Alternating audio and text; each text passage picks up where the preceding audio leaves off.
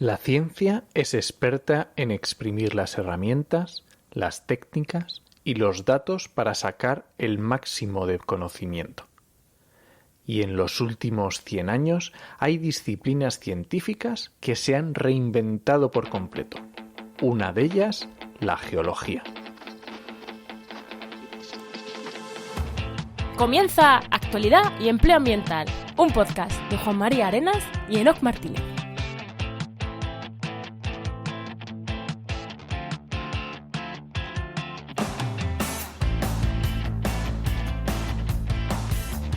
Buenas, soy Juan María Arenas. Y yo, Enoc Martínez. Y estamos en el programa 48 del martes 7 de abril de 2020 con el patrocinio de GeoInnova, la Asociación de Profesionales del Territorio y del Medio Ambiente. En el programa de hoy hablamos con Nahum Méndez Chazarra, un geólogo en apuros en Twitter, más conocido así, sobre efectos del confinamiento que estamos teniendo en la investigación geológica, sismicidad. Un tema me parece impresionante, ¿no? Lo que vamos a hablar alucinante, hoy. Vamos. Alucinante, pero antes y como siempre, ¿qué tal tu semana? Pues muy bien, muy bien. Como estas semanas están siendo que no hay mucha variación de unas a otras, pero bueno, pues con el podcast del Charco, que estuve hablando el viernes pasado sobre voluntariado ambiental, y nada, bien, siguiendo estudiando, aunque no se sepa cuándo van a ser las oposiciones, que es una cosa que no sabemos nadie, pero ahí estudiando. ¿Y tú qué tal? En algún momento serán. Pues yo, pues eso, con poquitos cambios, pues estuve la semana pasada, ya creo que ya lo dije en el podcast anterior, que iba a empezar a dirigir TFMs en UNIR, en la universidad, esta distancia de internet privada esta. Y la semana pasada pues ya tuve las reuniones con los 5 chavales que me han tocado, a los que les voy a orientar cómo hacer la memoria realmente. Aparte sacamos el podcast de Oikos el miércoles sobre murciélagos, que ha tenido una acogida brutal. Es que es muy chulo, está muy bien. Ha tenido una acogida brutal. Bueno, tu charco me encanta, el del voluntariado ambiental esta semana me encanta, del viernes. Que pensaba que le ibas a dar menos palos a Ecoembes, porque hablar de Ecoembes al principio no le das palo y dije... Madre, menudo charco que no le da palo a Ecoembes, pero es que te lo guardas para el final. Entonces es como, claro, hombre, vale. no podía, estaba ahí, o sea. Claro, yo lo vi votando, dije, pero ¿por qué no les da? ¿Por qué no les tira? Y es que te lo guardas para luego. Y nada, migrando todas las webs que tenía en SiteGround, las sigo teniendo en SiteGround, pero me he cambiado de plan de precios y bueno, y tenía que hacer esto de migrar todas de un sitio a otro. Porque se me acababa el plan, o sea, se me acababa y tenía ya que o pagar la renovación o migrarlas. Y entonces pues he estado terminando las últimas migraciones que me quedaban. Aunque bueno, nos han ampliado un mes más por el hecho del coronavirus, pero bueno, cosa hecha, no corre prisa, así que efectivamente. Yo sabía que no lo habían ampliado, pero he dicho, ¿y si acaso me dejan salir la semana que viene y no piso mi casa durante 15 días? Voy a hacerlo ya, por si acaso. Y nada, pues con eso estamos, podcast y web. Mi vida, mi día a día, bueno, y los teléfonos. Que damos paso ya al invitado, que lo tenemos por aquí. Sí, venga, anda. Pues tenemos al invitado, hoy tenemos a Nahum Méndez Chazarra, que es geólogo y divulgador científico y más conocido en Twitter como Geólogo en Apuros. Buenas, Nahum. Hola, ¿qué tal? ¿Cómo estáis? ¿Qué tal? Muy buenas, Nahum. Pues voy a decir la descripción que tienes en Twitter, porque siempre intentamos eso, o tirar de la descripción de Twitter o de la de Instagram, porque es donde la gente... Instagram no, mentira. El LinkedIn, porque es donde la gente LinkedIn. os describís mejor. O nos describimos mejor. Y tienes puesto geología, en Twitter tienes puesto geología terrestre y planetaria y un repizco de otras ciencias. Acompáñanos en este viaje. Así que hoy somos nosotros los que te pedimos a ti que nos acompañes en este viaje de este podcast hoy. Pues nada, pues aquí me siento bienvenido entre vosotros. Y eso, a quien no lo conozcan aún, pues geólogo en apuros es bastante conocido en Twitter y habla de divulgación en ecología y para eso te tenemos. Pero antes de entrar ya en el tema de hoy, para hablar de sismicidad, lo que vamos a hablar, si te parece, nos vamos a hablar un poquito de empleo, como hacemos siempre, antes de entrar ya en el tema gordo, ¿no, Enoc? ¿Nos vamos a empleo? Sí, venga, vamos allá.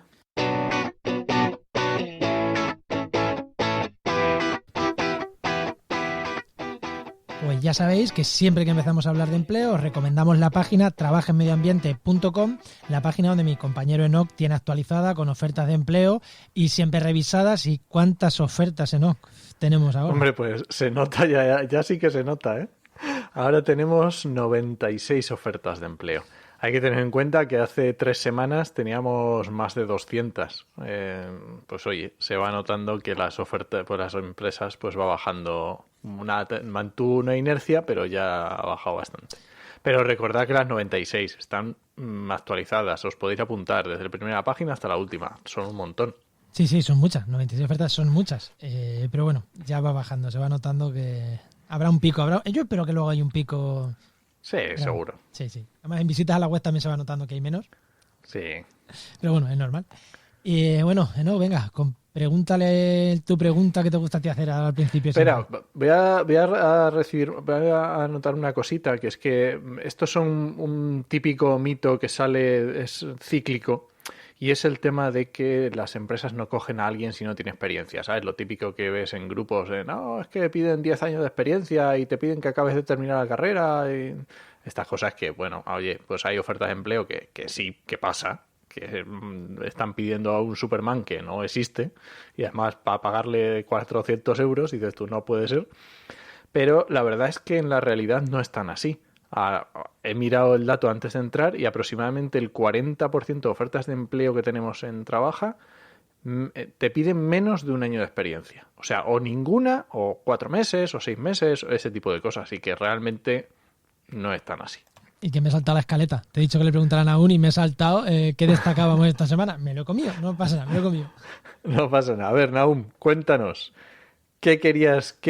¿Tú querías ser astronauta? ¿Querías ser un profesor, bombero? ¿Qué pasó en tu cabeza para que eligieras geología? ¿Cómo has llegado hasta aquí? Pues la verdad que es una cosa un poco, creo que incluso difícil de explicar, ¿no? Es una cosa de vocación. Como cuando se te aparece Dios en el camino y uno decide ser cura, pues yo creo que la geología se aparece de una manera un poco parecida, ¿no? Es una cosa muy vocacional, que te tiene que gustar la Tierra y lo que pasa en la Tierra, ¿no? Porque además somos una de las carreras quizá menos conocidas y más denotadas. Siempre todo el mundo se queja de lo mismo, ¿no? Pero somos una de las carreras más denostadas de todo el sistema de estudios español, vamos. Antes de continuar, tengo que hacer un comentario. Conforme lo ha planteado Enoch, parece que te falta decir qué tipo de tara tienes para hacer geología. Conforme te ha preguntado. Es como, joder, tío, Enoch. O sea, lo has preguntado de una manera que dice, ¿en qué momento decidiste tú hacer eso?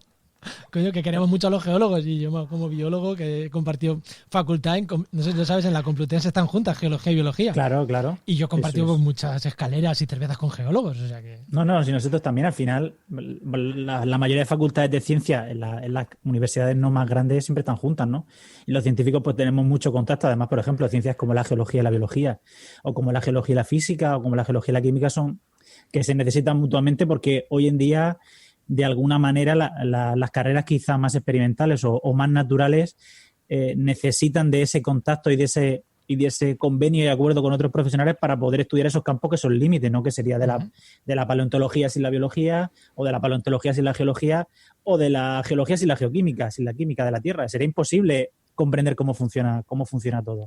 Sí, y yo siendo ambientólogo, pues más que lo sé, que está clarísimo que tocamos muchísimas ciencias y la geología, por supuesto, una de ellas. Hombre, claro, al final la ciencia ambiental también es una ciencia que lo bebe todo, ¿no? Y creo que al final, salvo las ciencias puras, cada vez todos vamos un poco más a que sean ciencias mucho menos puras y mucho más mestizas, ¿no? Al final lo necesitamos todo. Entonces, ¿tú lo tenías claro desde pequeño que querías ser geólogo? ¿O pues la verdad gustaba... es que no sé cuándo me apareció la idea. La verdad es que no lo podría decir porque ya digo, es una cosa de vocación. Un día me desperté, me apeteció y así fue. No sé. Es una cosa, es algo, ahora que estamos en Semana Santa, es una cosa mariana, ¿no? Algo que se te aparece un día, una revelación, una epifanía, algo así. Se te aparece la Tierra y dices, bueno, pues este es mi camino. Sí, vale, y entonces... Decía, hiciste geología, ¿vale? Sí. ¿Y qué? ¿Y cuando terminaste, qué dijiste? ¿Cómo? Porque claro, la geología hay desde el que se dedica a buscar petróleo hasta yo qué sé. Pues os explico. Después me fui a hacer un máster a Inglaterra, a la Universidad de Bristol. Y después, cuando volví, fui concejal 4 años en la legislatura anterior, ¿no? Anda. O sea que he probado un poco todas las cosas. Y ahora pues estoy pues embarcado en el mundo de la divulgación científica, ¿no? Que es una cosa que me gusta mucho porque, como os decía antes, al final la geología es una ciencia muy denostada que muy poca gente conoce, no sé por qué, y que creo que es muy importante divulgarla porque al final forma parte de un porcentaje de nuestra vida diaria muy importante, ¿no? Desde los componentes que puede llevar el teléfono móvil hasta la gasolina que llevan los coches, pues muchísimas cosas vienen de la Tierra y salen de los recursos naturales de nuestro planeta, y creo que es conveniente que todo el mundo tenga un poco de conciencia de la importancia de la geología, sobre todo en sectores estratégicos o incluso en riesgos naturales, que muchas veces también los olvidamos hasta que ocurren. O sea que podríamos decir que tu profesión actual es realmente divulgación geología. Exactamente. Bueno, a ver si tengo suerte y me reengancha la investigación, pero eso lo veo un poco más difícil. Bueno, la divulgación y la investigación, para mí, no que reengancharse, no pueden separarse de la mano de la otra. Y de esto, hace poco estuvimos en un programa aquí con Clara de Cerebrotes y con Hugo Quintela, con el que tienen un podcast en nuestra red, hablando de estos temas, de la unión entre divulgación y ciencia, y para nosotros decía todos que habíamos dejado la ciencia, y él nos dijo, no, en ningún momento vosotros habéis dejado la ciencia, vosotros seguís comunicando ciencia. Y es como, pues llevas razón, ¿no? ¿Te acuerdas de esa conversación? Sí. Claro, la comunicación al final también la hemos dejado mucho de lado, quizá porque en España también está como dentro del circuito científico un poco mal vista, ¿no? Porque no estás haciendo cosas en el laboratorio, vamos a decirlo así, pero en realidad si tú no comunicas los resultados, no solamente a nivel profesional, como puede ser en una revista de investigación, sino si no se lo comunicas al público, pues eres bastante invisible. Y en estos tiempos en los que hablamos muchas veces de invisibilidad de muchísimas cosas, nos olvidamos que la mayoría de científicos, hoy por hoy, son realmente invisibles. Sí. Nadie sabe que existen y lo que hacen, más allá de que trabajan en una facultad, dan unas horas de clase y el resto del tiempo están en un laboratorio. Para mí eso es un problema fundamental de la ciencia en España, y es que cuando una persona paga sus impuestos, tiene que saber que está pagando a científicos y esos científicos qué están haciendo por esa persona, ¿no? Yo creo que esa parte de desafección que puede haber, pues puede venir precisamente de que la gente que paga sus impuestos no sabe en qué retorno le está dando, que luego ocurren desgracias como la que tenemos ahora y se dan cuenta de que la investigación es importante, pero eso se olvida. Claro, se olvida muchísimo porque nada más que hay que pensar todas las facultades que hay en nuestro país, el gran número de investigadores, y nada más que hay que ver la posición que tiene España en los rankings de la revista científica, los rankings de impacto. Hay muchísimos grupos muy punteros, pero ¿quién sabe eso? No, nadie. Luego nos reímos de un ministro con el de cultura, de universidades creo que es, actual, que tiene un currículum científico en ciencias sociales, sí, pero espectacular. Claro, y nos reímos de él o se ríen de él porque no va con corbata. Dices, pero tío, pero que es una de las mentes más lúcidas. O el investigador, es que no me sale el nombre, que hablan que puede terminar recibiendo un Nobel. O sea, hasta ese punto tenemos investigadores en España. Es que no me sale el nombre ahora mismo. Ahora me pillas, Juan. Sí, o sea, que hay investigadores muy potentes que no sabemos, realmente la gente no los conoce. Gente, ya te digo, que se habla que incluso puede llegar en un momento dado, si dan las circunstancias, a recibir un Nobel y la gente no lo conoce. De hecho, yo no me acuerdo el nombre. ¿Cómo lo van a conocer? No sé, al final muchas veces las investigaciones se quedan en eso. Las revistas y en los congresos no salen más allá. Y claro, tampoco es que tengamos muchos medios generalistas, que ahora un poco más, pero que se dediquen a la ciencia, por ejemplo, en los periódicos sí que efectivamente, o en la radio, pues hay bastantes secciones de ciencia, a la semana se trata varias horas, pero en la televisión, por ejemplo, en las noticias, ¿qué tiempo se le dedica a la ciencia? Como no explote un cohete espacial, no se descubra algo súper novedoso o hay algo de grafeno, la mayoría de ciencias están totalmente desaparecidas del mapa. Y eso es así. Y últimamente el grafeno está de capa caída, ¿eh? Exactamente. Y últimamente el grafeno ya el pobre ni aparece porque, bueno, en fin, por muchos otros problemas. Pues nada, vamos al tema en concreto. Vamos al tema ya a hablar de sismicidad, ¿no? Pues bueno, meto cabecera y vamos al tema.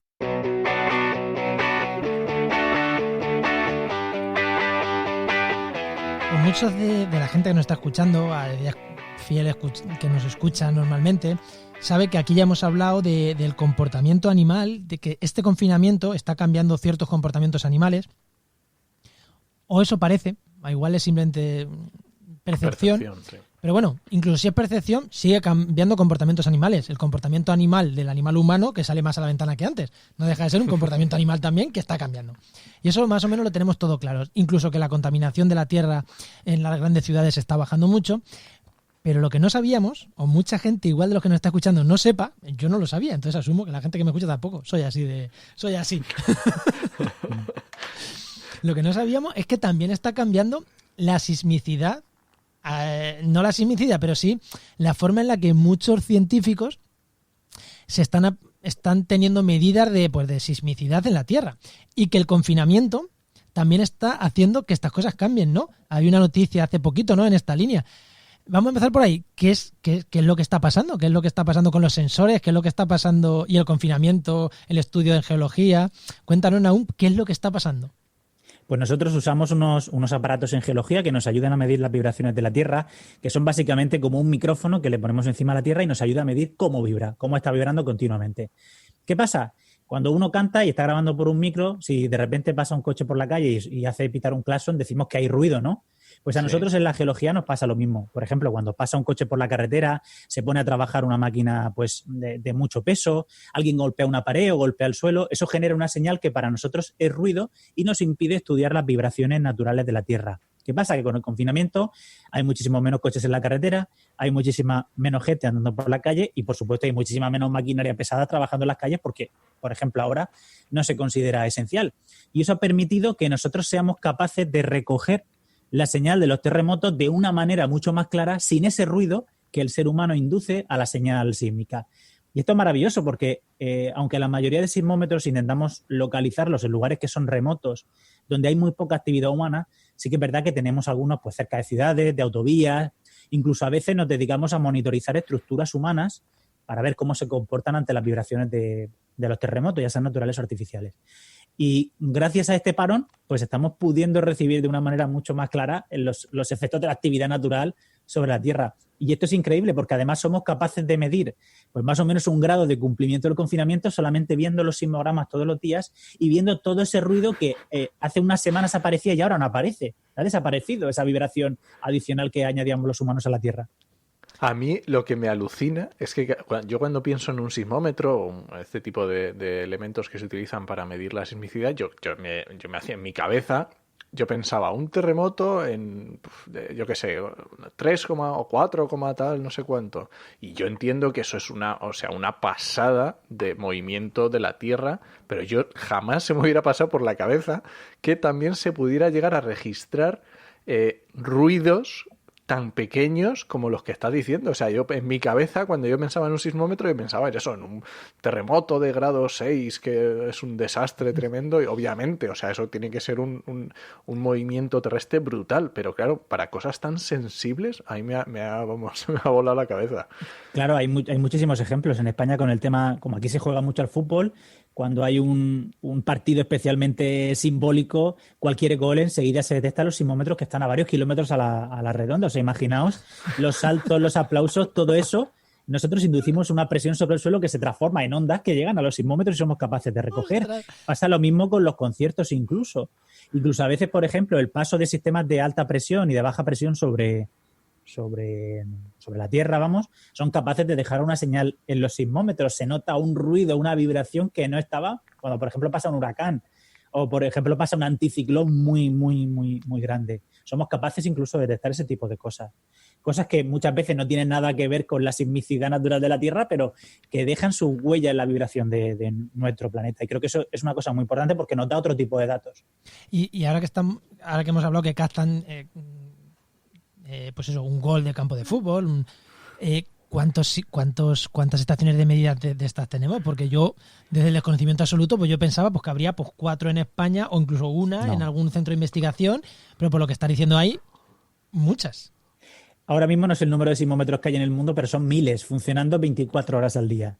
Ostras. Es decir, tenemos muy monitorizada la Tierra. De hecho, cuando uno ve, hay una cosa muy curiosa, que es que la gente se preocupa porque cada año hay más terremotos. Y en realidad no es que cada año haya más terremotos, sino que cada año somos capaces de detectar más terremotos que estaban ocurriendo. Porque tenemos sismómetros en zonas remotas donde hace 30 años era imposible poner un sismómetro porque no había luz, porque no había internet. Bueno, si no hay luz se puede solucionar, pero que no haya conexión a internet es difícil de solucionar en mitad del desierto. Pero hoy en día con los satélites, por ejemplo, somos capaces de poner un sismómetro en cualquier parte del desierto del Sáhara o del desierto de Atacama, porque hay sol y podemos generar electricidad y tener esa señal a tiempo real en cualquier sitio. Entonces, claro, estamos detectando terremotos que antes ocurrían, pero pasaban desapercibidos. O en mitad de una dorsal oceánica, un terremoto de 2 en mitad de la dorsal atlántica, pues ¿qué queréis que os diga? Eso era imposible de detectar por mucho que nos pusiéramos finos. Sin embargo, ahora, ¿qué pasa? Que cuando uno va a revisar el catálogo sísmico dice, joder, si este año no ha habido 2.000 terremotos más que el año anterior, y dice, bueno, no es que haya habido 2.000 terremotos más, es que este año hemos puesto sismómetros en sitios donde antes no había ni posibilidad de recibir ciertos terremotos. Oye, en mi cabeza, un sismómetro es una aguja que va vibrando y va escribiendo sobre un papelito, y cuando hay un terremoto, de repente eso empieza a hacer unos grafos para arriba y para abajo tremendos. Pero imagino que eso será de hace unos añitos, ¿no? Bueno, pues a grandes rasgos, más o menos es cómo funciona. Lo que pasa es que ahora, en vez de ser la aguja, lo que hay es un peso que tiene un imán, y fuera del peso lo que hay es un tubo construido principalmente con una espira de cobre. Entonces, al moverse ese peso, lo que genera con el imán es una carga eléctrica, y esa carga eléctrica es la que nosotros digitalizamos y dibujamos en el ordenador precisamente lo que antes dibujaba la manecilla subiendo y bajando. O sea, que el sistema es el mismo.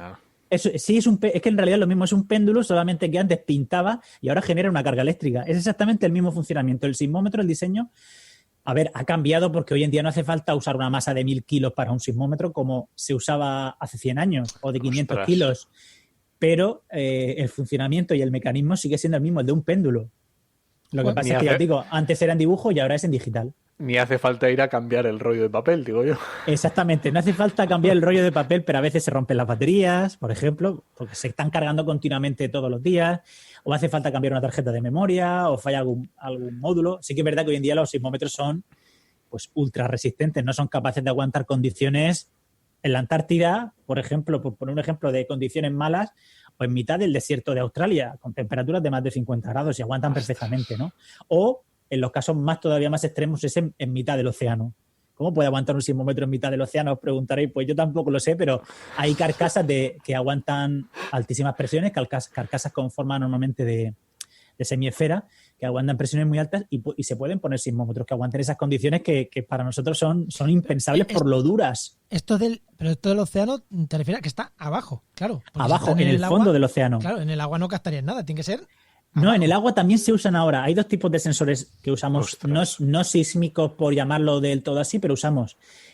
Medimos la altura de las olas, somos capaces de medir esa ondulación muchas veces para detectar la presencia de un tsunami que nos pueda pasar desapercibido porque no responde, por ejemplo, a un movimiento sísmico, aunque es difícil, pero puede ocurrir. O también cuando ocurre un movimiento sísmico, queremos saber si ha pasado la onda del tsunami, somos capaces de medir la altura de la ola, también con un sistema similar al de... Como con una boya, ¿no? Exactamente, además están montados en boyas. Y ahora también lo que se montan son sensores de infrasonidos, que son sensores que son capaces de medir las ondas de presión en el agua o en el aire, y con eso, si ha ocurrido un terremoto, nosotros somos capaces de asociar ese sonido, ese infrasonido, a la ocurrencia de un terremoto, ya sea en el agua o sea en el aire, y luego poder estudiar el terremoto de una mejor manera. Todo esto complementa a la tecnología sísmica de toda la vida, vamos, es un complemento más. Qué pasada, ¿eh? Qué alucino. Oye, y una pregunta te iba a hacer, porque justo de este tema estuvisteis hablando en me saldrá en Enciérrate con la Ciencia, el podcast que hacemos, o que hacéis, bueno, hacemos, pero vamos turnándonos en directo, y que se hacen preguntas y que tú respondiste a este tipo de preguntas. Y a mí me surgió una duda ahí, que es, claro, vosotros, los geólogos, los que hacen investigación, saben controlar el ruido blanco, ¿no? Es muy fácil de quitarlo. En plan, bueno, pues yo sé que tengo esto de ruido, tengo Barcelona me hace este ruido blanco, y si tengo un sismógrafo, o sea, un aparato de medición cerca de Barcelona, pues ya sé que tengo que quitar este ruido blanco, este ruido, que llamémosle ruido blanco como sea, este ruido basal. Claro, ahora tenemos un problema. Es que no puede ser un problema ahora que no está, porque yo tengo todos mis cálculos, todas mis matemáticas, todo actualizado a que por defecto quito eso. O sea, el blanco, lo que en investigación se llama el blanco, que el blanco no quiere decir ausencia de nada, no, quiere decir qué pasa si no he hecho mis reactivos, cómo reacciona. O sea, que claro, ahora el blanco ha cambiado.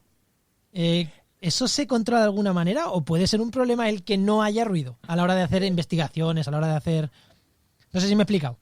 Perfectamente, vamos a ver. Ahí es que el ruido realmente se puede aprovechar o desaprovechar.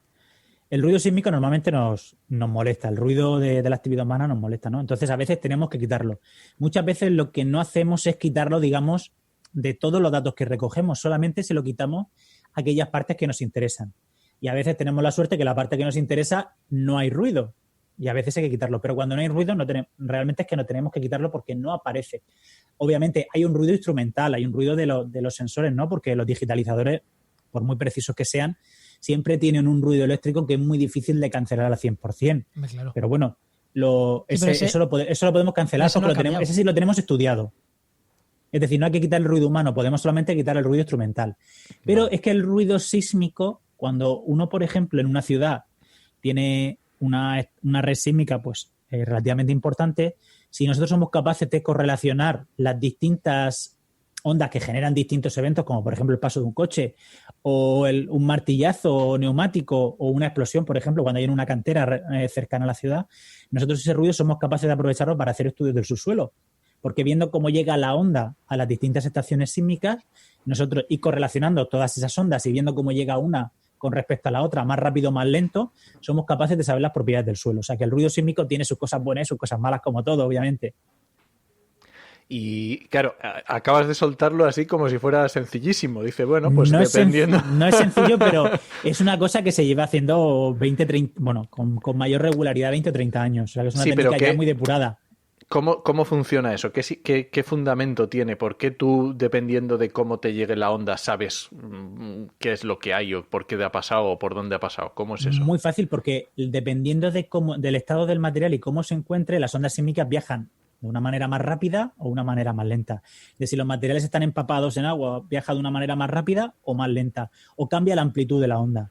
Entonces, como digamos que las distintas estaciones pueden estar colocadas en distintos lugares de la ciudad con distintas propiedades, viendo cómo se retrasa en la onda, de la llegada de la onda a una con respecto a otra, se puede hacer un modelo de qué se ha encontrado, porque el camino que sigue la onda sí que lo sabemos, o, bueno, no es que lo sepamos, pero más o menos podemos calcularlo, podemos hacer con bastante fiabilidad un mapa del subsuelo, no un mapa preciso, pero sí un mapa de cómo se propaga y de qué estado. Por ejemplo, es un material muy empapado en agua, que puede ser muy importante. Es un material más poroso, menos poroso. Todo este tipo de cosas podemos adivinarlas. Viendo, fijaos, una cosa tan sencilla como cuánto de retraso o de adelanto lleva una onda con respecto a otra. No tiene mucho más. Y este modelado, claro, porque es que yo me lo estoy imaginando, claro, ya estás hablando de 4 o 5 sismómetros en una ciudad. 4 o 5 no. Estoy hablando que pueden ser 20, 30, 40. Perfecto. O sea, muchísimos, muchísimos. Claro, pero ahí podrás hacer incluso imágenes tridimensionales. Claro, eso es lo bueno. Lo que muchas veces se intenta a la hora de estudiar el riesgo sísmico, sobre todo en ciudades, es intentar hacer un mapa tridimensional del perfil del suelo hasta, digamos, dónde están los materiales más blandos y dónde empiezan los duros, ¿no? Para saber cómo se tiene que construir y cómo adaptar futuras construcciones a ese mejor conocimiento que tenemos del subsuelo. Y el ruido sísmico malo muchas veces nos puede ayudar precisamente a esto. ¿Vale? Antes se usaban terremotos naturales, pero hoy en día, gracias a la sensibilidad, a la mejora de la sensibilidad, podemos también usar el ruido. Y este tipo de investigación, ¿qué es lo que se hace? O sea, se está mirando en plan, oye, aquí tengo algo raro, uy, ¿qué ha pasado? Vamos a ver lo que ha pasado. O muchas veces se aprovecha que ya se sabe que hay una voladura en una cantera. O no. No, muchas veces, vamos a ver, por ejemplo, cuando un municipio o una comunidad autónoma quiere hacer un plan director, por ejemplo, en el sentido de urbanismo, y le pregunta a las universidades sobre todas las secciones de ingeniería, ¿no? ¿Qué normativa sería mejor para aplicar aquí o qué tipo de construcciones creéis que son mejor? Sobre todo en zonas sismorresistentes y en lugares donde la gente se preocupe por la calidad de la construcción, ¿no? Muchas veces las facultades lo que hacen es llevar esta tecnología, que muchas veces no la llevan los geólogos, la llevan los ingenieros directamente. Despliegan una red de sismómetros durante unos días o a veces incluso unos meses y escuchan continuamente 24 horas todo ese ruido y ya generan ese mapa tridimensional de la ciudad o de la zona, si se puede hacer más grande, y ya se hacen todos los cálculos. Que luego el procesador de datos ya requiere un tratamiento aparte. A mí me parece, o sea, es que es una pasada, vamos. Solamente solamente por las vibraciones del paso de un coche o de un terremoto. Lo que pasa es que, claro, si tuviéramos que depender exclusivamente de los terremotos, por ejemplo, naturales, en algunos lugares, ¿qué queréis que os diga? Estarían milenios los sismómetros allí puestos. Sí, pero ahí se genera, ¿no? Ahí rápidamente se genera la propia onda. Claro, hoy en día, aparte de las explosiones, que muchas veces se pueden hacer controladas, tú coges tu permiso y para investigación te dejan hacer una explosión, hay una cosa que se llama camiones vibradores.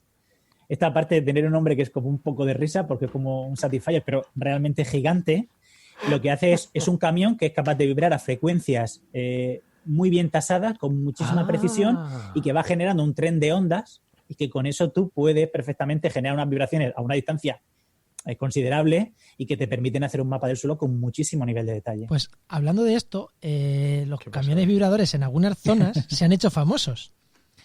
No me digas. En mi zona, sí, en mi tierra, por ejemplo, La Mancha se han hecho famosos, ¿por qué? Por el fracking.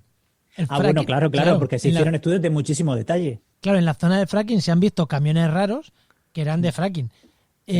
Claro, se utilizaba también para esto. Y ya que estamos... Ahí voy a enlazar, voy a meter el tema ahora de no, si quieres volvemos a otro, pero ya que hemos hablado de camiones vibradores y de fracking. ¿Cómo puede estar afectando el uso de esos camiones vibradores a los terremotos o a microterremotos que haya? Y pongo un ejemplo. En mi tierra, en Albacete, entre Munera, El Bonillo, San Montiel, Villarrobledo, que igual a la gente le suene más Villarrobledo porque es el más grande y porque hacen el Viñarroca allí. Ahí entre esos 4 pueblos hubo un terremoto. Además que se notó, de que, joder, menudo terremotaco. Y curiosamente estaban en aquel momento, se supone, haciendo prospecciones de fracking. Todos desde la plataforma de fracking dijimos, a ver, no ha sido el fracking quien ha producido esto. O sea, el terremoto ha pasado. Nosotros decimos que es una zona de riesgo geológico aquí. No vayamos a hacer fracking aquí, que no se sabe bien cómo va a ser, encima en una zona que ya tiene riesgo. Pero nosotros desde la plataforma intentamos que no se vinculara directamente el terremoto con el fracking, sino que se dijera, es una zona de terremotos, no vayamos a hacer fracking porque no sabemos qué puede pasar, ¿vale? Pero luego, escuchando y leyendo, leí, no sé no sé si bien o mal, ahora no lo cuentas tú, que realmente esos microterremotos, o en zonas de Jaén que se estaban dando microterremotos, en otras zonas de fracking se había detectado también mucha sismicidad. Y es que, curiosamente, el epicentro de este terremoto estuvo en una finca que era propiedad de María Dolores de Cospedal. Entonces dices, joder, qué casualidad. Hombre, a ver, que esa mujer tiene, como buen terrateniente, pues, como buena gente de dinero, pues tendrá muchas fincas. Ella, de su prima, de su hermano, o sea, pero bueno, no sé si exactamente es suya.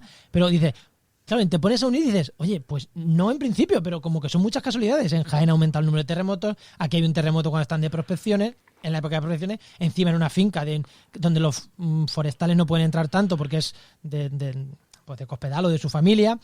Claro, dices, pues igual los que decían que a lo mejor tenía que ver no estaban tan locos. ¿Puede tener algo de sentido o evidentemente no?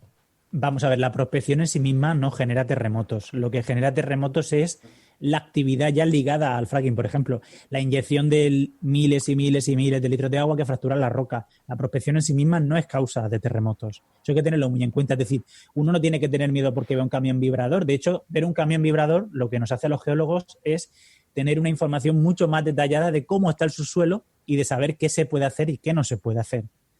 Pero eso no genera la vibración. Por ejemplo, un camión vibrador dura unas horas. Es decir, mientras el camión está ahí en funcionamiento, única y exclusivamente, no lleva más. Además, es una vibración pues, relativamente suave. Solamente la puede notar alguien que esté muy, muy cerca. De hecho, en Alemania, para que os hagáis una idea, que es un país del primer mundo industrializado y tal, se usa muchísimo la energía geotérmica. Y qué casualidad que en algunos lugares la energía geotérmica está debajo de las ciudades. Y allí con relativa normalidad van los camiones vibradores en mitad de una ciudad, se ponen a hacer prospección y no pasa nada absolutamente. Vamos a ver, es molesto durante unas horas, pero no pasa absolutamente nada. Sí, el camión vibrador es una cosa que viene, vibra y se va. Imaginemos que es como un martillo neumático que usan los obreros municipales para levantar una acera, sí. Solamente que es mucho más gordo, ¿no? Es un martillo pero gigantesco. Y una vez que se va el martillo, la vibración desaparece. O sea que por ahí no hay que tener miedo. Luego sí que sabemos que en algunas partes del mundo la explotación de yacimientos ligadas a estos yacimientos de hidrocarburos tan raros que se requiere romper muchísima gran cantidad de roca por líquidos a alta presión, sí que ha generado algún terremoto. Pero claro, lo genera en lugares como por ejemplo Estados Unidos, donde allí sí que se está explotando continuamente. Entonces, aquí en España yo no sé si hay alguna explotación de fracking en activo, yo diría que no. Es que no lo sé con exactitud, pero diría que no hay ninguna. Ver, yo creo que... Se ha hecho prospección sí, pero explotación no. Yo por lo que tengo, creo que lo que tú dices, prospección sí, creo que se ha empezado a hacer fracking en algún lado en plan de manera prospectiva todavía.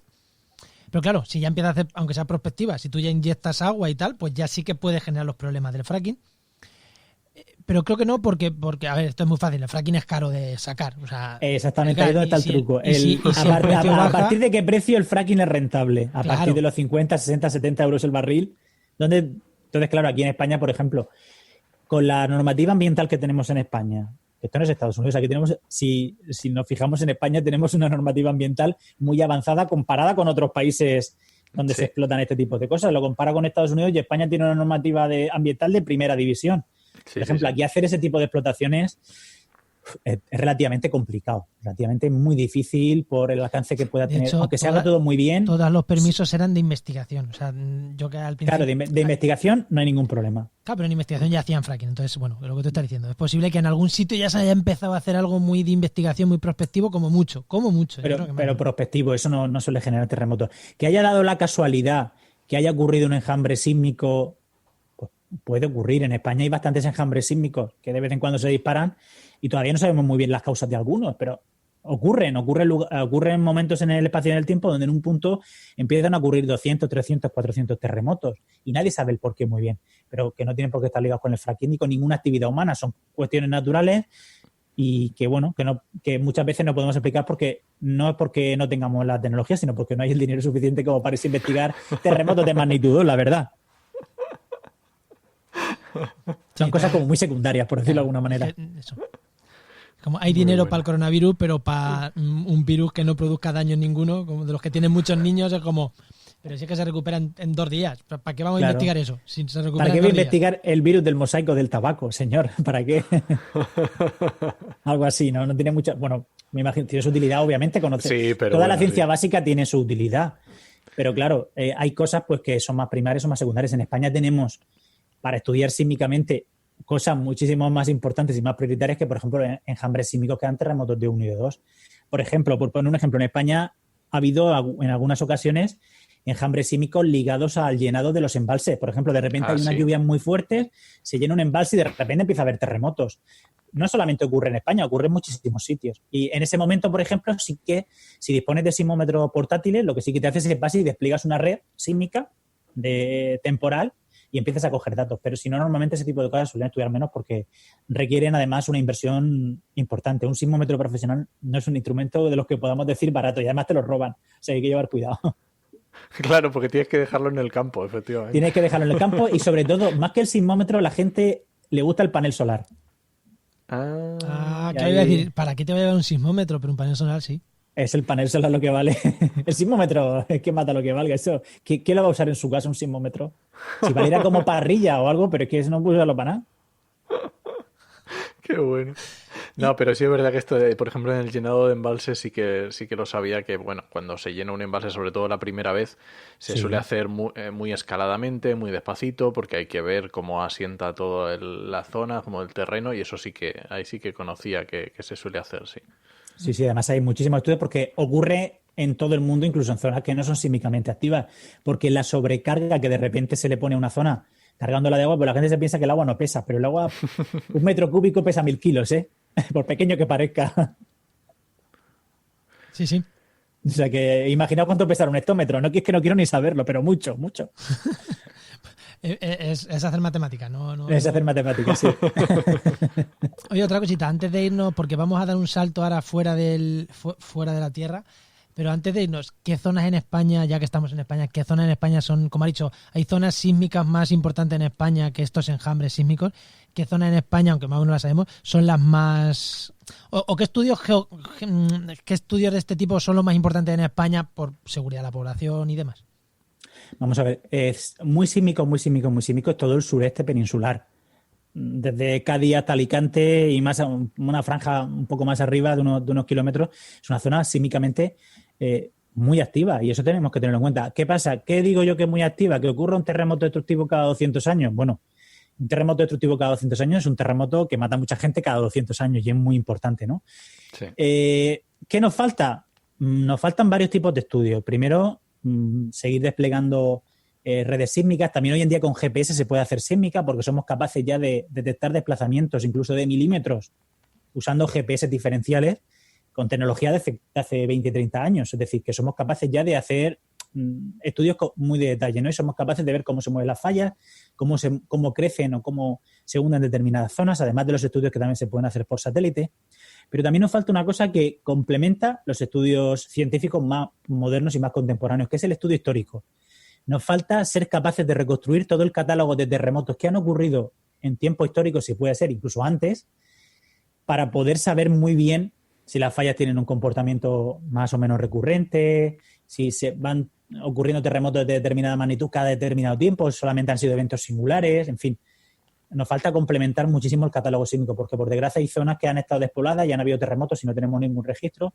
Otras que sí que hay estudios históricos, como por ejemplo aquí en el sureste hay muchísimas zonas que desde tiempos, por ejemplo, de los árabes han sido destruidas varias veces por los terremotos y tenemos un registro muy bueno, pero hay zonas donde no vivía nadie, que han ocurrido terremotos importantes de magnitud 4, de magnitud 5, que pueden ser en determinados momentos relativamente peligrosos, sobre todo si hay construcción muy antigua, porque un terremoto de magnitud 5 es una cosa muy modesta, y nos falta completar todo ese catálogo, y para eso se necesita dinero, porque hay que cavar trincheras, hay que ver cómo se han movido las fallas, hacer dataciones, usando polen, usando fotoluminiscencia, en fin, piquenometría, y para eso se necesita dinero.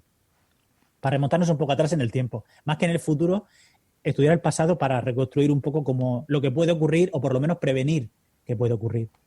A mí una cosa que has pasado un poco por encima, pero también me ha volado la cabeza, eso de utilizar GPS para ver cómo se mueve la Tierra, Sí. claro, con precisión de milímetros, es una pasada, vamos. Os sorprendería porque esto está ocurriendo todo muy rápidamente, ¿no? En los últimos 20 años han ocurrido muchas revoluciones en el campo de la geología, porque sensores que antes medían 1 metro, ahora miden 20 centímetros y cosas así, ¿no? ¿Qué pasa con el GPS? El GPS, gracias a muchísimos avances en matemáticas, en tecnología moderna, como puede ser telecomunicaciones, hemos conseguido ser capaces de, mediante el análisis de esos datos, ser capaces de, no en directo, pero sí con unos segundos de retraso, somos capaces de medir movimientos muy, muy, muy, muy pequeños. De hecho, ahora lo que se hace es lo siguiente. Ahora, cuando ocurre un gran terremoto, lo primero que notamos siempre nosotros es la vibración, no ese desplazamiento, ese vaivén. Bueno, pues normalmente ahora hay una cosa que se llama redes de alerta temprana. Estas redes de alerta temprana, cuando ocurre un terremoto, son capaces de avisarte de que viene una onda sísmica a muchísimos kilómetros de distancia para que se paren las tuberías de gas, de petróleo, los metros, los ascensores, etcétera. Bueno, antes todo esto se hacía con los sismómetros y a veces los sismómetros tardaban mucho tiempo, se saturaban y tardaban mucho tiempo en dar estos datos. Mucho tiempo, me refiero en segundos, ¿no? Por a lo mejor tardas 1 minuto y eso 1 minuto te llega ya la onda sísmica y la alerta temprana no vale para nada. Sin embargo, con el GPS somos capaces ya de en tan solo unos segundos ser capaces de medir la vibración del suelo, cómo está desplazándose ese lugar donde está colocada la antena del GPS, somos capaces de analizar la intensidad de ese movimiento y somos capaces de dar una alerta temprana pues de una manera más rápida y más eficiente. Y además no se satura la señal. Cuando un terremoto es muy grande, los sismógrafos a veces la aguja se queda pequeña y no somos capaces a veces de dar una respuesta a qué tamaño tiene ese movimiento. Pero con el GPS no pasa eso. Entonces, por ejemplo, para tsunamis y alerta temprana, los GPS los estamos usando ahora porque somos capaces de detectar discrepancias entre señales de unos solos milímetros a señales de varios centímetros, ¿no? Y eso es muy importante. Esto hace 20 años era ciencia ficción. ¿Cómo íbamos a ser capaces de una cosa que para nosotros tiene una precisión en nuestro movimiento habitual de entre 2 y 6 metros, sí, con los teléfonos modernos más o menos? Sin embargo, somos capaces de, con una antena fija, de tener milímetros de precisión. Y eso no es nada para lo que vamos a ver con los satélites Galileo de la Unión Europea, que muchos móviles ya tienen integrados. Seguramente vamos a ser capaces incluso de procesar estos datos antes y de tener una mejor calidad de datos de GPS, que también valen, por ejemplo, para medir un volcán si se está hinchando o se está deshinchando, que eso nos da una indicación de si va a entrar en erupción o no. Este tipo de cosas que son muy de vanguardia, pero que funcionan y que se están comprobando que son tecnologías muy válidas. Joder, es que es alucinante. Me resulta flipante estos temas, es que me encantan. Oye, y una cosa, hemos dicho que estábamos en España, pero que luego íbamos a dar el salto fuera, porque tú hablas también de, temas de divulgación, temas de sismicidad, pero en otros planetas. Entonces, en claro, 3 minutitos, 2-3 minutos, o sea, en el resto de planetas también, porque yo hace poco escuché, ¿no?, que Marte ahora es menos, no tiene vida, no tiene agua, y en parte es porque se paró la sismicidad. Exactamente, correcto. Es por eso, o sea, claro. O sea, que pero ocurren terremotos. Eso te iba a decir, o sea, que no haya sismicidad es malo para la vida, ¿no? Porque por lo que estoy viendo de Marte... Por supuestísimo. Pero porque la sismicidad es un indicador de otra cosa. Es decir, ¿por qué decimos que los terremotos son buenos para la vida? En realidad no es que los terremotos sean buenos para la vida. En realidad es que los terremotos nos indican que dentro del planeta o del cuerpo en cuestión hay actividad interna. ¿Y esa actividad interna en qué se traduce? En fuentes de energía. Por ejemplo, en nuestro caso son los volcanes o las fumarolas que hay en mitad de los océanos. ¿Y qué ocurre en las fumarolas en mitad de los océanos, en sitios que son realmente inhóspitos? Pues que la vida florece, porque hay una fuente de energía y de alimentos. ¿Qué pasa en planetas como Marte? Por ejemplo, Marte sabemos que es un planeta que tiene aproximadamente un tamaño de la mitad que nuestro planeta, y eso es un problema, porque significa que se enfrió muy pronto después de su formación. ¿Qué pasa? Esto provoca que en Marte no haya actividad volcánica, que sepamos, sospechamos que ha habido actividad volcánica muy recientemente, en los últimos millones de años incluso, pero son actividades muy residuales. Últimos millones de años, incluso hace nada. Incluso. Es decir, es posible que incluso cuando los dinosaurios estaban sobre la Tierra, el volcán más grande del sistema solar estuviera todavía emitiendo alguna colada de lava. Es decir, eso para nosotros es antes de ayer. Qué pena no haber llegado antes para verlo, porque hubiese sido un espectáculo, ¿no? Pero ¿qué nos quiere decir esto? Que Marte se ha enfriado por dentro y como no hay nada que se mueva por dentro, ninguna fuente de energía ni nada, no hay terremotos. Pero sí que ocurren terremotos. Ocurren terremotos que casualmente están relacionados con lo contrario, con el cese de la actividad geológica. ¿Por qué? Porque al enfriarse, ¿qué pasa con las cosas? Se contraen. Y al contraerse, pues su límite, las tensiones acaban rompiendo los materiales porque se acaba rompiendo su límite plástico, ¿no? Cuando chafas una cosa mucho, al final se acaba rompiendo una masa, por ejemplo, una plastilina. Bueno, la plastilina se acaba deformando, pero cuando coges una bola de barro seca, si la aprietas mucho, se rompe. Bueno, pues en la corteza de Marte pasa lo mismo. Como se sigue enfriando, esa corteza se sigue achicando y se sigue rompiendo, formando fallas, en este caso fallas inversas, que siguen rompiendo la superficie del planeta y generando terremotos. También se generan terremotos por el impacto de meteoritos sobre la superficie de Marte, que es un proceso todavía muy activo, ¿no? Y esto es muy llamativo, pero nos ayuda el que haya terremotos de este tipo, lo estamos usando para intentar estudiar la estructura del planeta, porque pasa lo mismo que aquí en la Tierra. Claro, lo mismo que decías antes de cómo se propaga, lo puedes utilizar allí. Exactamente, lo usamos para intentar descubrir la estructura interna del planeta y saber si todavía queda algo caliente en su interior.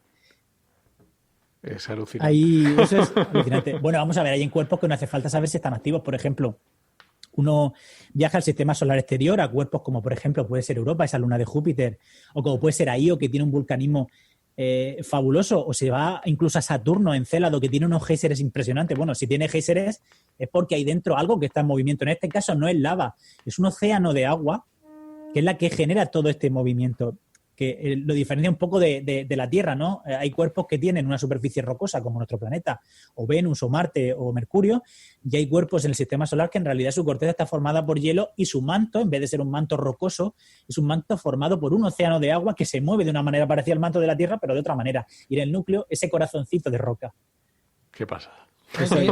¿Cómo funciona? Lo que no sabemos es cuál es la fuente de energía. No sabemos si tiene algo que ver con las fuerzas de marea, de cómo se deforma, o si todavía quedan elementos radiactivos que siguen descomponiéndose y generándose calor. No lo sabemos todavía. Pero bueno, que la geología hay de muchos tipos en el sistema solar. Es una cosa, en el sistema solar tenemos una diversidad de lugares y de geologías realmente alucinante, casi diría. Joder, qué flip. No, es una pasada. Me encanta.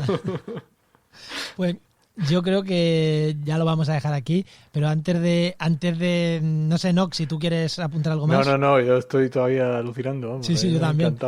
Antes de despedirnos, dos cosas. La primera es que háblanos de tu libro, Leche, ya que estás aquí, háblanos de tu libro.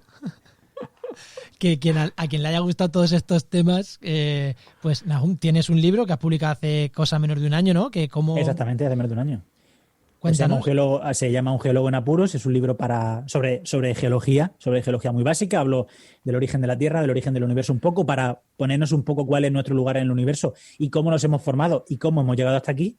Y bueno, hago un repaso a la historia de nuestro planeta, no solamente a nivel geológico, sino también un poco a nivel paleontológico, incluso cómo la geología ha influenciado un poco nuestra vida, nuestro día a día, incluso nuestra historia. Y por supuesto, dedico el último capítulo del libro, es a dónde vamos, ¿no?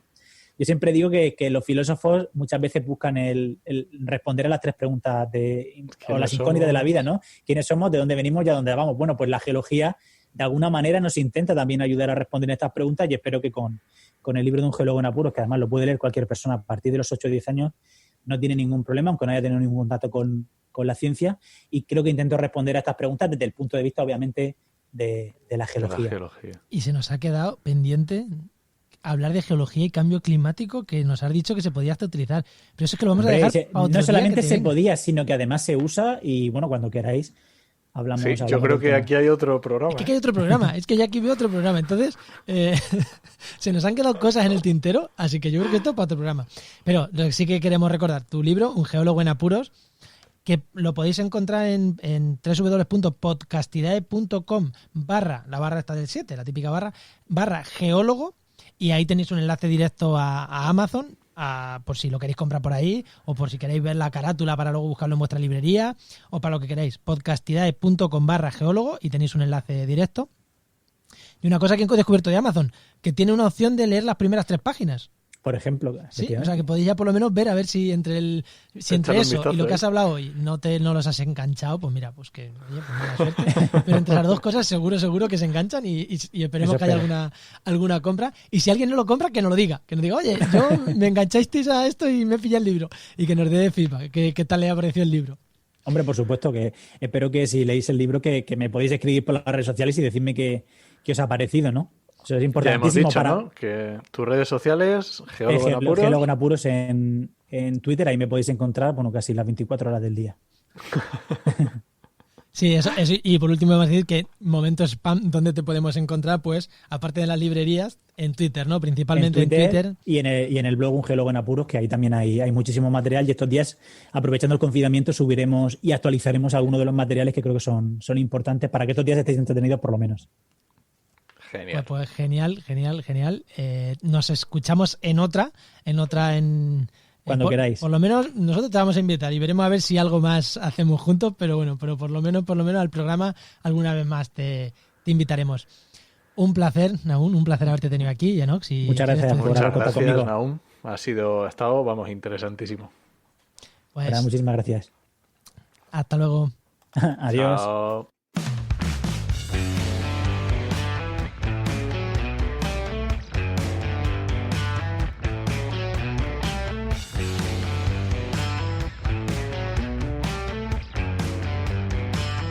Bueno, y continuamos, ya sabéis, con la sección de recomendaciones que nos llega gracias a GeoInnova.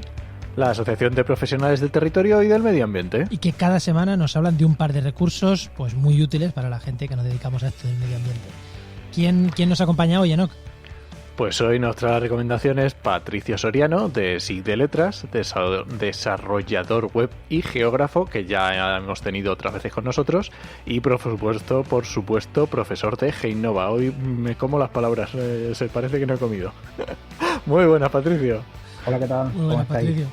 Joder, Enoch, estamos grabando a media tarde, que esto es un horario normal. Sí. No es como otras veces que grabamos a las 12 de la noche y ahí ya a saber cómo llegan los cuerpos, pero hoy es buena hora. ¿Qué tal, Patricio? ¿Cómo llevas el estar en casa?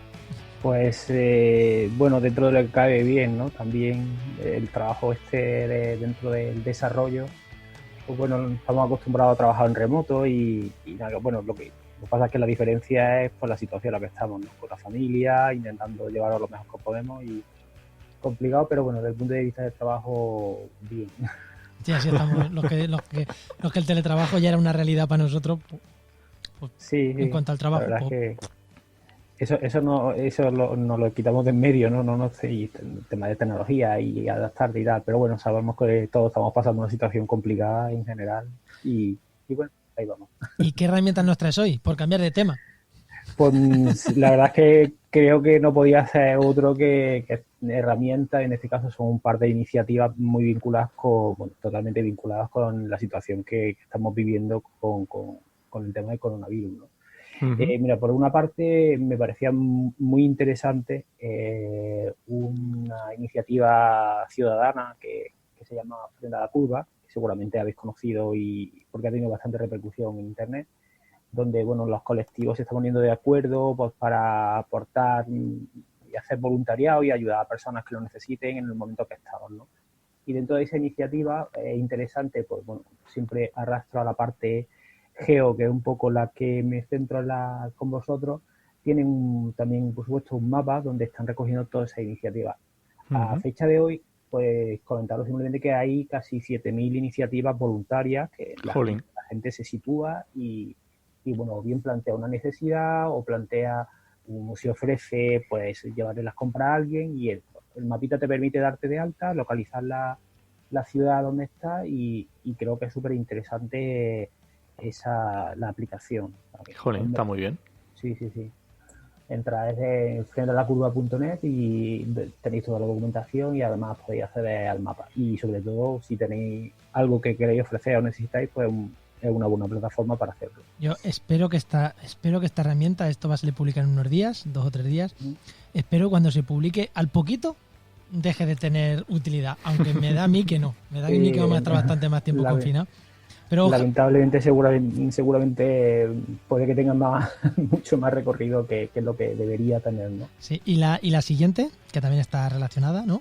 Pues sí, la siguiente también está muy relacionada. Es una iniciativa que ha hecho una gran empresa de servicios tecnológicos basados en geolocalización, que es ERRI, seguramente muchos lo conocéis, y un grupo de desarrolladores que se llama GeoDevelopers.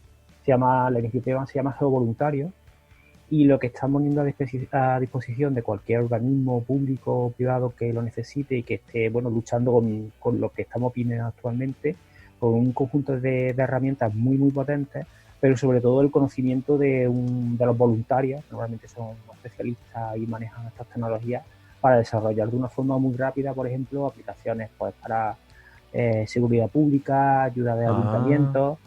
Y aquí lo interesante es en sí la comunidad, es decir, contar con un grupo de gente a nivel nacional, creo que es ya internacional, que pueda aportar rápido y contar con esas tecnologías de forma gratuita.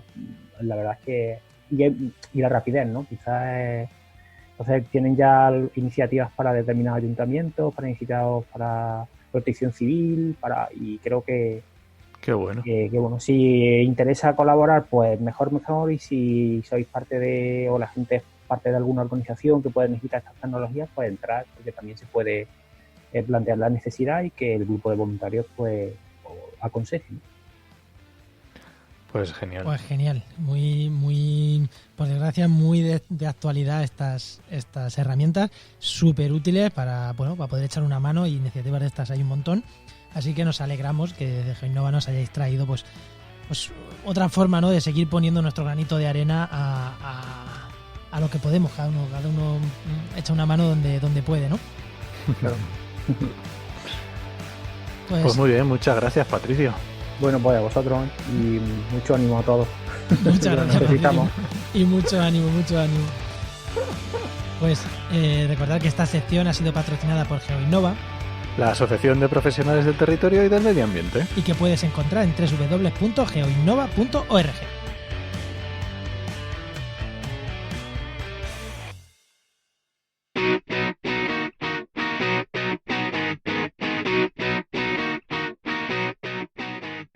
Y vamos con la parte de oyentes, que hoy tenemos un comentario, ¿no?, bastante interesante, que yo no sabía, me vuelve a hacer la misma, a mí no me dicen nada hasta que no lo veo. Y además, hoy creo que tengo mucho que aportar aquí, o por lo menos algo que aportar, así que te doy paso primero a que leas el comentario, que que digas lo que quieras, y ya después opino yo también.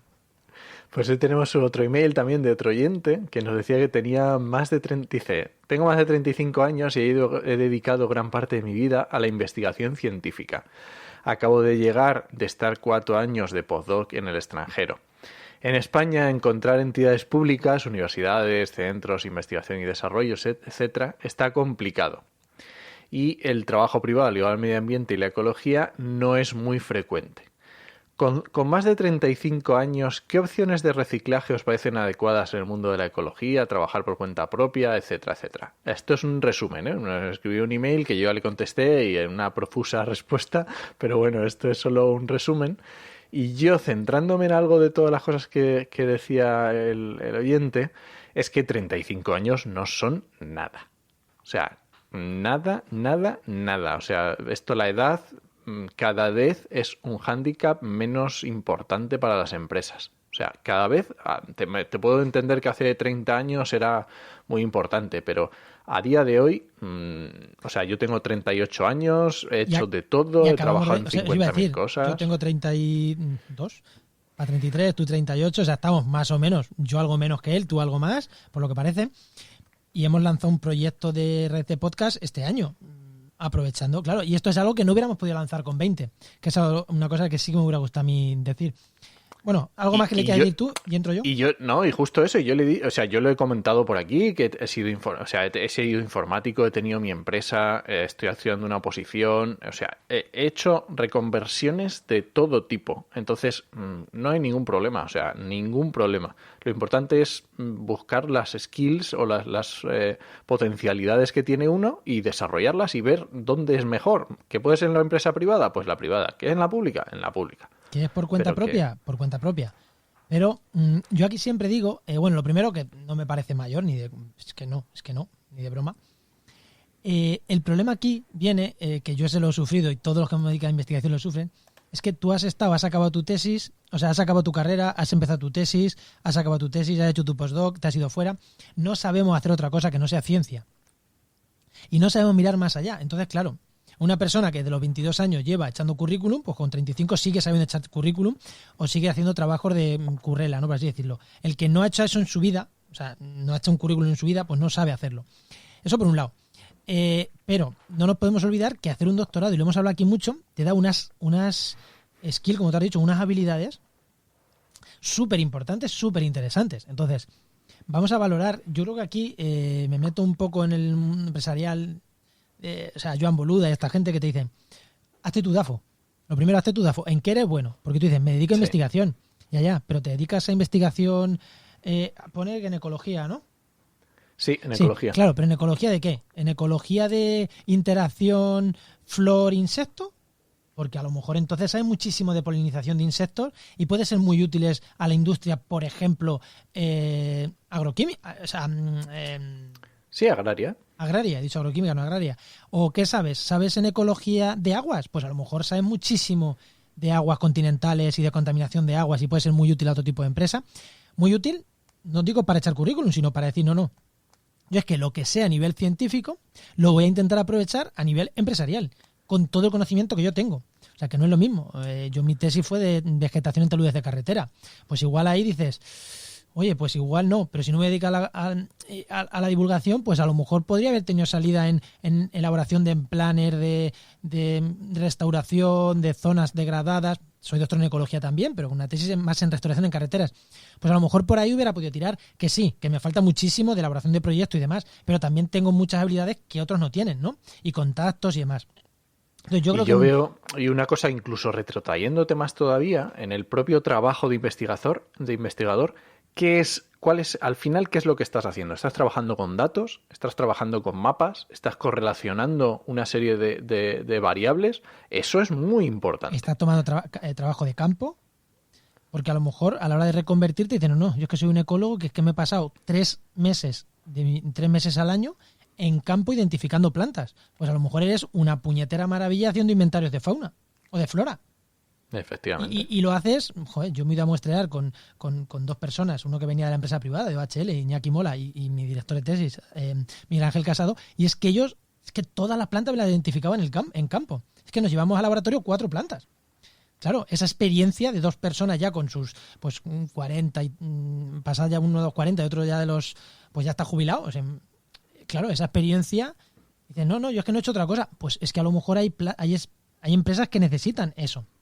Es que eso no se paga. Claro, eso no tú es... como doctor, aparte de esas habilidades, como doctor en biología que tienes muchísimas habilidades de organización del trabajo, de elaboración de informes, de saber leer informes de becas, de ayudas, de informes técnicos, de cómo pedir un contrato postdoctoral. Todo eso te da a lo mejor de conocer las ayudas europeas. A lo mejor puedes ayudar a empresas a acceder a ayudas europeas que tú no sabes, o sea, que ellos no saben pedirla, pero saben mucho de medicina o de agroquímica y tú sí sabes leer ese contenido y pedir esa ayuda. Pues puedes ayudar a ese tipo de empresas. Entonces yo creo que ahí lo primero que hacer es el DAFO. El DAFO, para quien no lo sepa, es eso, lo de las fortalezas, debilidades y tal. En Montando una red de podcast tuvimos 2 programas sí, hablando del DAFO, así que si alguien quiere que vaya allí y los escuche. Y eso te puede ayudar. Dice, ¿en qué soy bueno? En el análisis de datos. Pues a lo mejor soy bueno en análisis de datos y no solo para la ciencia, para otras muchas cosas. Controlo R, vamos, de arriba abajo, soy una maravilla analizando datos. Pues a lo mejor ahí tienes una salida. Y yo siempre, si tienes que buscar algo de formación, siempre intentaría que o mejorar algo de tu DAFO o fortalecer mucho algo de tu DAFO, pero que no tenga que ver con la ecología. Esto lo he hecho muchísimas veces. Yo ahora mismo ecólogo y estoy haciendo comunicación. He leído muchísimo sobre micrófonos, sobre podcasting, sobre técnica, por eso estoy haciendo un podcast. He leído mucho sobre comunicación, por eso hago comunicación. Muchísimo sobre desarrollo web, por eso hago páginas web. Dices, pero entonces no eres biólogo. Sí, es que las páginas web, prácticamente todas las que estoy haciendo están relacionadas con la ecología y con laboratorios de investigación. Claro, me sirve. O sea, no soy una persona que hace web como un diseñador web o como un implementador web. No, a mí el conocimiento que tengo del mundo científico me permite hablar con los científicos para ofrecerles páginas web. Yo en mi DAFO tenía el que me gusta el mundo web, me gusta el mundo de la comunicación. Bueno, son diferentes mundos que me gustan y he unido. ¿Y dónde me he formado? Pues yo sabía que en ecología poco más me quedaba. A ver, me queda muchísimo por saber, pero poco me queda para serle útil a un investigador de la Universidad de Cádiz a difundir sus conocimientos. Los conocimientos los tiene él. Yo tengo que aprender esas otras habilidades para saber coger esa investigación y hacerla podcast, hacerla texto, ese tipo de cosas que ellos no saben y que nosotros hacemos esa reconversión. Entonces, yo siempre digo, sabes un tema, búscate otras habilidades. Mira tu DAFO, mira lo que te gusta y intenta formarte por otro lado. Y no digo hacerte un máster. Hay cursos gratuitos. Ya te digo, hemos hablado de Boluda, la plataforma de Joan Boluda. Por 10 euros tienes un montón de formación de marketing online, de un montón de cosas. Y hay otras 1000 memberships de estos de 10 euros, 5 euros. Y bueno, y si ya controlas el inglés, pues ya ni te cuento los que a nivel anglosajón. Miles. Te buscas algo de formación que te guste y ahí te formas en eso. Y por ahí puedes buscar una forma de reconducir tu trabajo. Totalmente de acuerdo. Hola. Arreglado. Para esto están estas preguntas, ¿no? Dijimos de intentar ayudar en temas de empleo y en la medida de lo posible pues vamos a intentar ayudar, ¿no? Así que si tenéis dudas de estas de empleo, pues preguntarnos. Si son tan genéricas, bien, y si son más concretas, pues oye, pues también intentaremos responderlas. Pues muy bien. ¿Nos vamos con la agenda? Venga, vamos allá.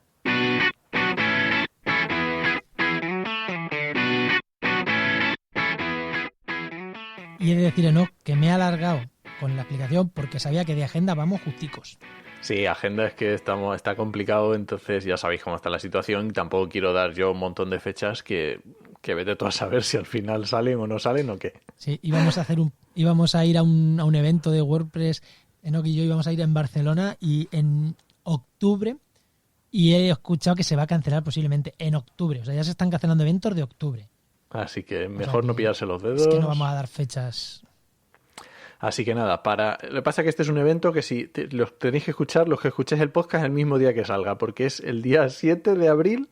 Tenemos en Twitter al secretario de Estado de Medio Ambiente para la Transición Ecológica, Hugo Morán.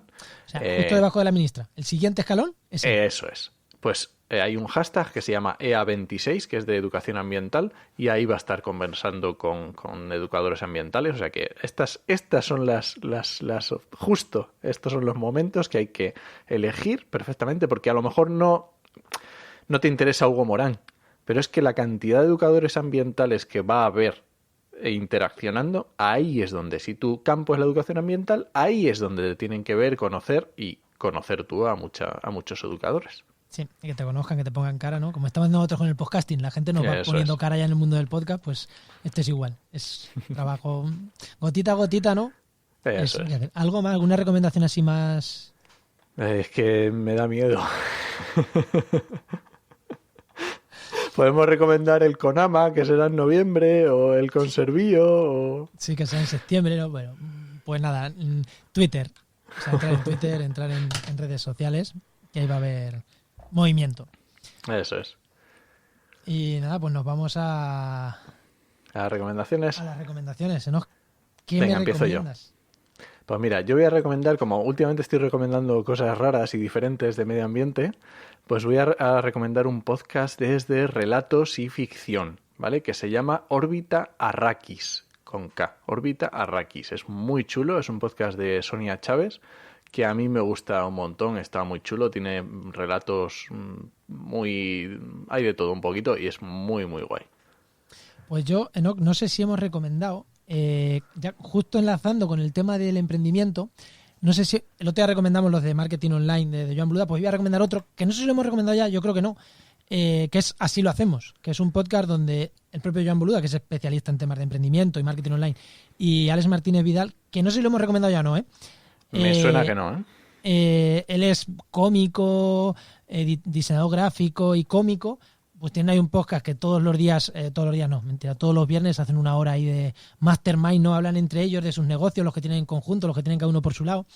Y está súper bien porque te entretiene y aprendes, siempre aprendes cositas, ¿no? De, uy, pues ¿cómo ha hecho esto? ¿Por qué este ha rechazado esta oferta? ¿O por qué van a darle un giro a su negocio? La verdad que es un podcast que a mí me gusta mucho. Pues muy bien, yo creo que nos ha quedado un programa completito y muy guapo. Sí, o sea, lo de ajustarnos a la hora no, lo completito sí. Pero es que hoy el tema era súper guay. Sí, y luego me tenías esa pregunta que ahí... Que ahí a traición. Bueno, pues nada, pues nos despedimos, ya sabéis que nos escuchéis donde queráis y que nos compartáis con vuestros amigos si os ha parecido interesante, que nos compartáis en redes, que nos comentéis, que si estáis escuchando en Apple Podcast nos dejéis una valoración, que oye, siempre viene bien.